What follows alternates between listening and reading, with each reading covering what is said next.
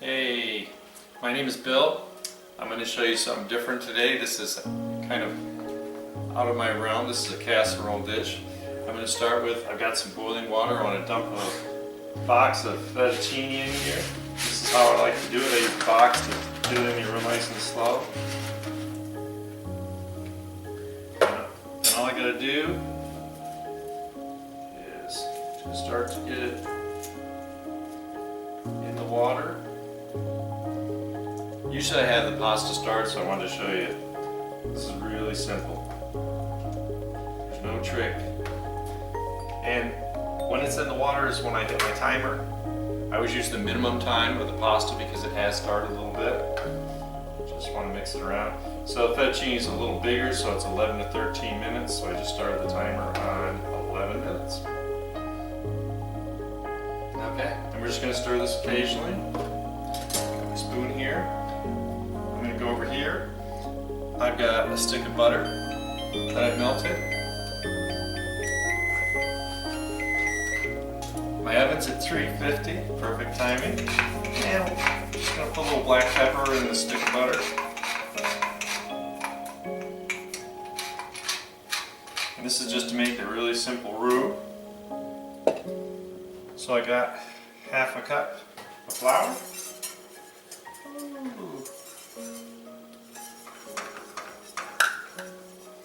Just going to beat this around.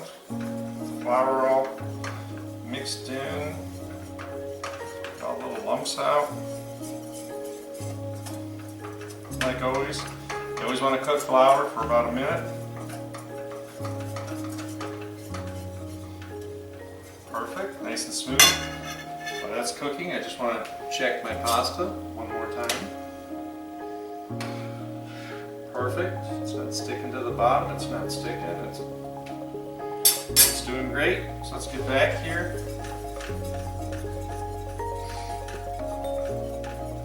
Roux's the only thing I really care about. So this is a recipe, I call it ham fettuccine. You can really put anything you want. I'm just going to show you the basics and how I've always done it. And we'll talk about how you can kind of deviate from that. This ends up as a casserole dish. It's great for when you have to have like a dish to pass, or a potluck, or a dish. So I've got a pint of half and half. Just make that nice smooth roux.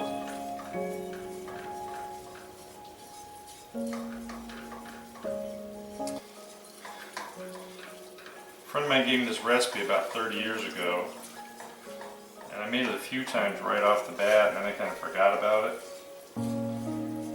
So this is perfect time to get it back out.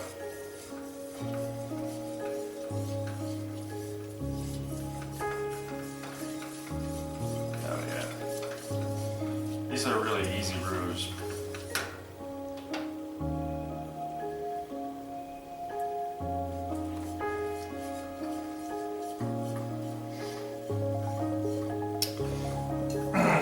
So this is pretty simple. You just want to keep your eyes on your pasta, which you gotta have two eyes, one on your roux and one on your pasta. You don't want the pasta to boil so much that it boils over, and you don't want to burn your roux all to heck. This is just about there. Because this is a baked dish, I don't have to be as careful with it. I just want to make sure it doesn't have any lumps. Keep it nice and warm.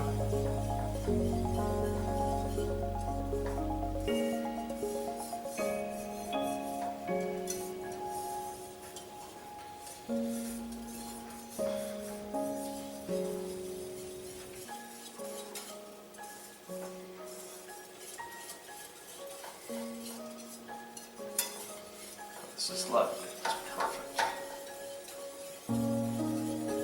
So really the thing about roux is when you want to stop them from cooking, you can turn off the heat, you can take them off the heat, whatever it takes, but you just want to make sure that before you do, you've gotten little teeny bubbles. And you really scrape the sides of the bowl. That's why I like these bowls that are kind of rounded. It's kind of almost like a wok shape. And just flat on the bottom because you can really get your whisk in here. I think a whisk is really the only way to do this. I'm just not that talented, but whisks are lifesavers for making nice creamy sauces. Good exercise too. Melt all that old lady flap off your arms.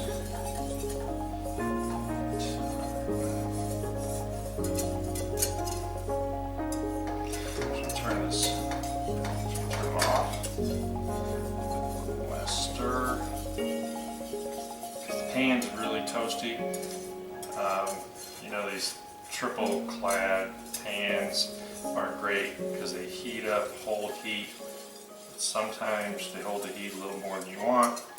So just want to keep stirring until you know everything's starting to cool down. Even if I took this off the heat, it could still cook a little bit. So just make sure I got this all good. This looks good. So what I'm going to do is I'm going to take it completely off the heat, set it over here on a hot pad. Need hot pads. I'm going to check on my pasta here. Pasta's doing great.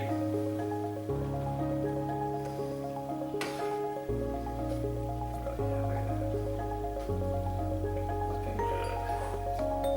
Make sure it's not all sticking together, which it's not. It's a beauty.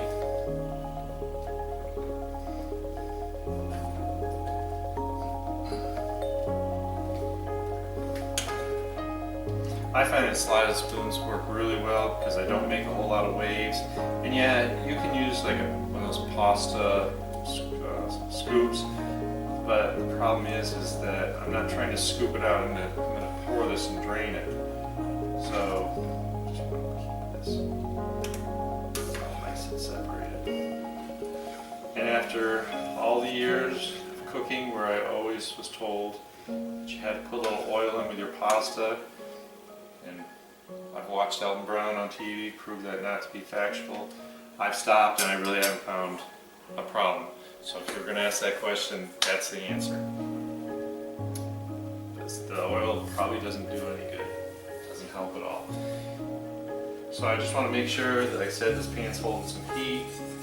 Don't want to get any unnecessary lumps in here. So, and I can tell it's starting to cool down, so it shouldn't be a problem.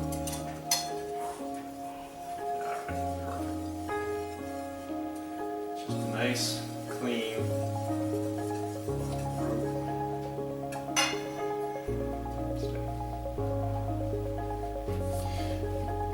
So the basis of this, the basic recipe that I was always taught and how it was given to me is as soon as this pasta is done, what I'm going to do is I'm going to put olive oil in the bottom of this pan and we're just going to saute in any vegetables or anything we're going to use. And one of the things that I like to do is just have enough already prepped so you can get right through it. I want to give this pasta the last 3 minutes, so let's let this cook and I'll be back to see it. Alright, as you can hear, my pasta is done, it's looking great. I want to go ahead and turn off my heat. And I'm going to drain it real quick.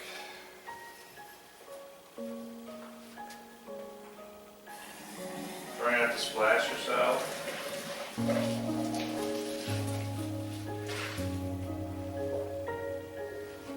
And what I'm going to do is I just want to bring some of the starch off.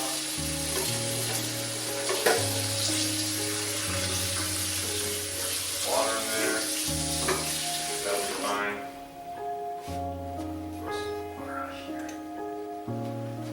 Alright, back on the stove, note to self, that pan's really hot so I don't want to grab the handle by mistake. And I'm going to turn the heat on here, Just gonna put a little olive oil on the bottom.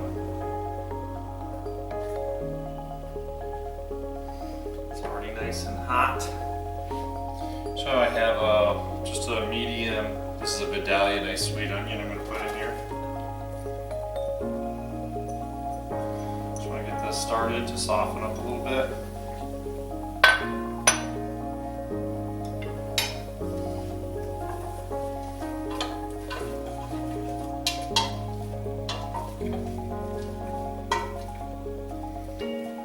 Sizzle here.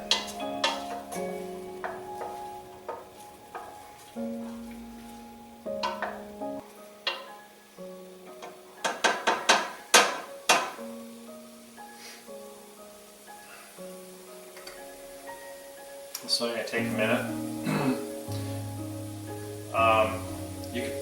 If you don't like onion, you can certainly leave this out.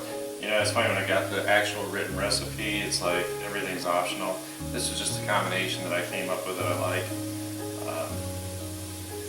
So we're just going to get a little softness on these onions. And if you're making this for someone else, remember, a lot of people don't like onions, so maybe you can leave that out. I just love the flavor. You could probably get away with me putting some onion powder in. They would know the difference that was in there. You could probably work with some seasoning. I just like making sure it's not really boring. I got some garlic here I'm going to dump in. Just want a little fragrance and flavor. Just again, we're just going to stir this around. Get rid of some of that lovely fragrance.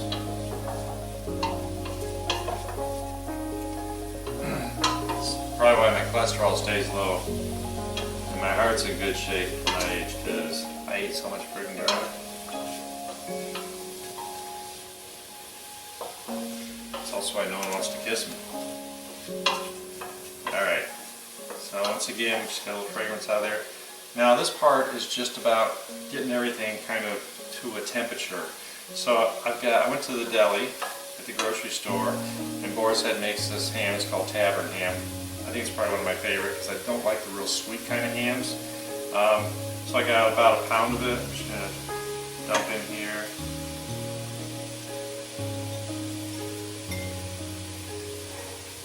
You can certainly tell that I need to back that heat down a little bit.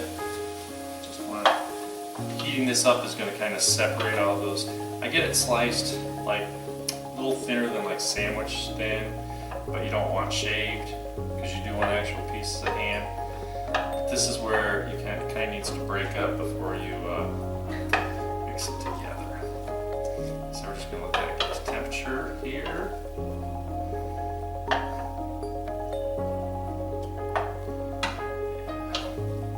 Through. So it's all coming apart. So basically I just took it, you know, it's like this is kind of oval. Cut it in long strips, turn it sideways, and cut it this way. So I just have some little squares of ham. This is nicely all separated now, for the most part.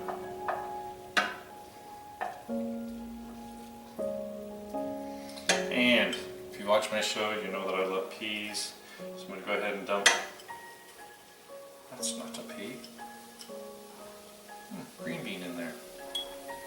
Alright, I'm going to dump some peas in here. This is just like probably less than half a bag of peas. Just stir them. Just want to get them up to some kind of temperature. And they're quickly eating through. The ham's still separating, doing a really great job. Now what I want to do, I want to get my white sauce. Just give it a last little stir here.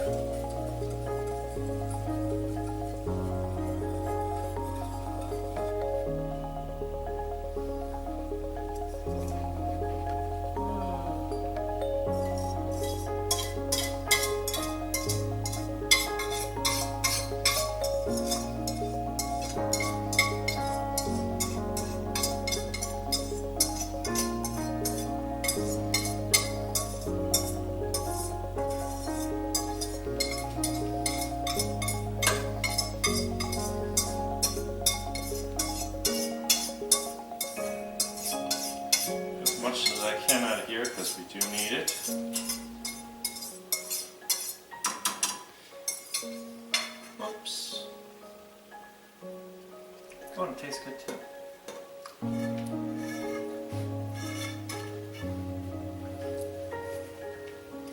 Alright, I'm going to turn this down low.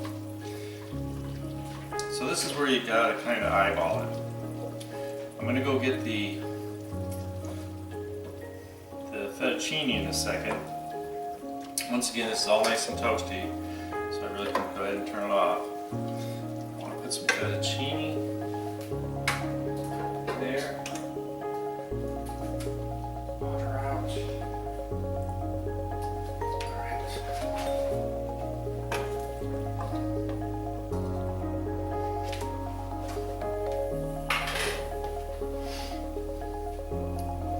This is, oops, yeah, that's right. So we have this mixture in here, and depending on how much ingredient you put in here is whether you're not, how thick it's going to be.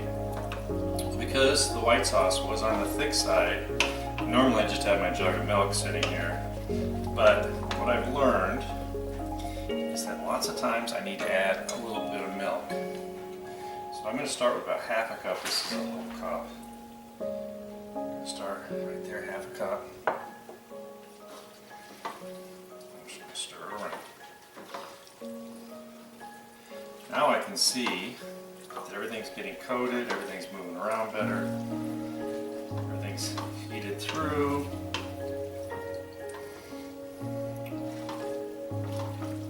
A little bit of fluid left on the bottom, which is what you want after you get everything coated. Just want to gently fold. Wooden spoons are great for that. And the heat's been off, so we're really just letting the heat of the pot do its thing.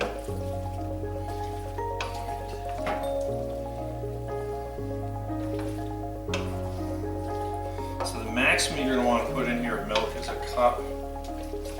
I would say in most cases the minimum you're going to put in here is half a cup. And I'm thinking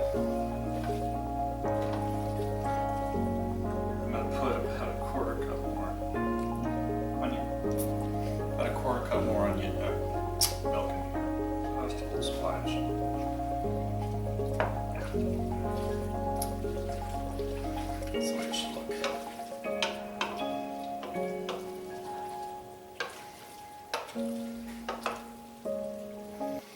I don't see very much black pepper. I'm going to put a little more black pepper in this.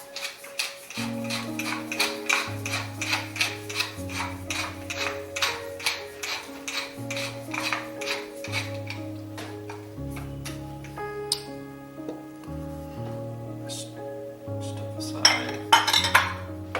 Last stir. Just want to see where it's at. Looks real pretty, looks good.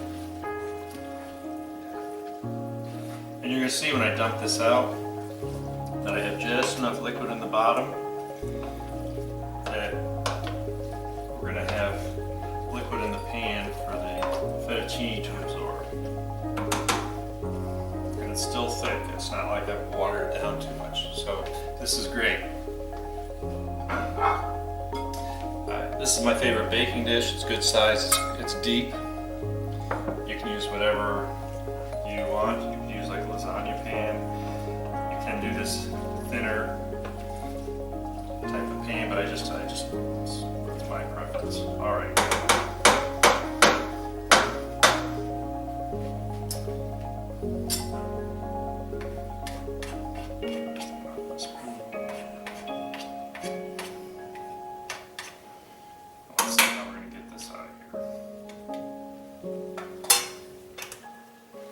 Still a little toasty. A little too toasty.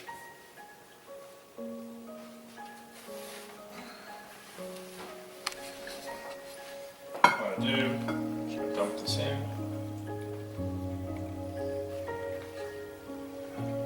Whoa,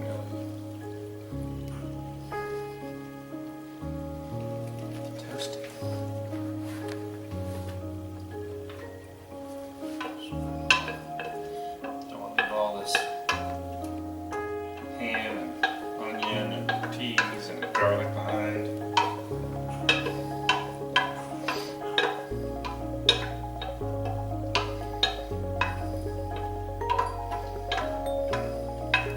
you can see the sauce is still nice and thick.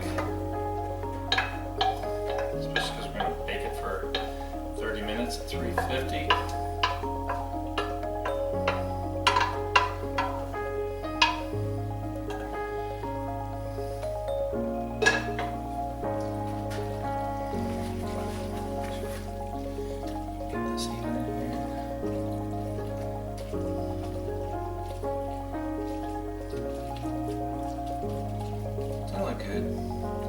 Good comfort food.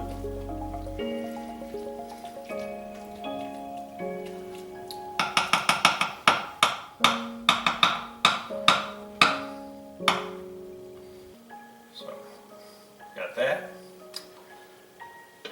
Now last but not least, I want to cover this with Swiss cheese.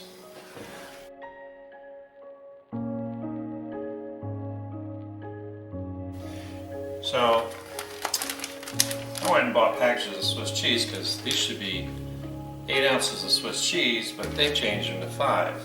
So I'm like, well, I gotta make it up somehow. So I realized I had some Swiss cheese from the deli. I'll put these on the bottom here like this. Take a package. So we're gonna want just about close to a pound. Basically just want a good top layer.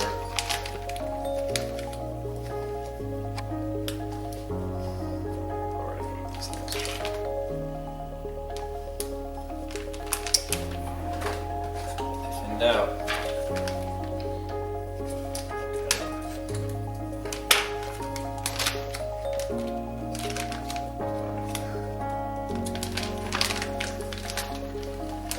Dump this on here.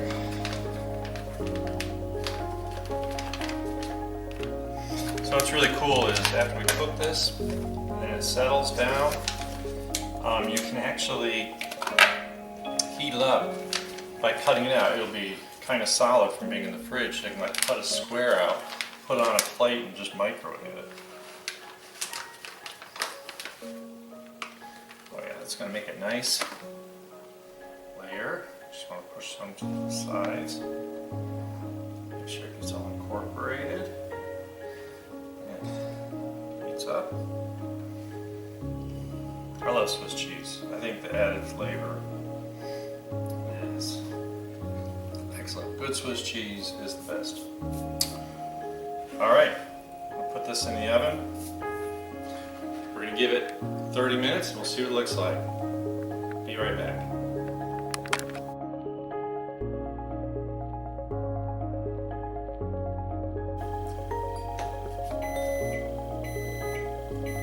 Listen to that. Timer's ready. Alright, let's get this out. Take a look.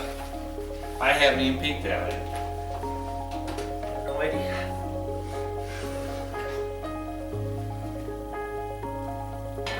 Okay. Smells really good. Alright. Now normally I'd let this cool a minute, but I just want to dig in here so we can see if we succeeded.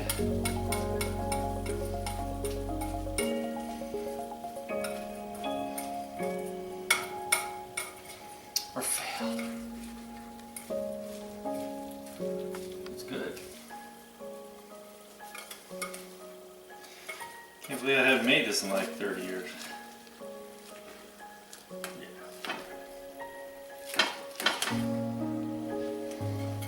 So like I said, it's kind of more like a casserole. I'm trying to do it like this so you can see it without me in the way.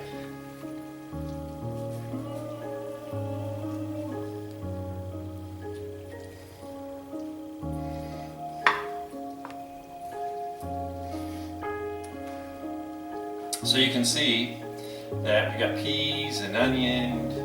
I smell the garlic. Got some ham, and the fettuccine. It's really fits perfectly into this. I just think that this is a really good dish to make. Just want to cool it down and open up that cheese a little bit.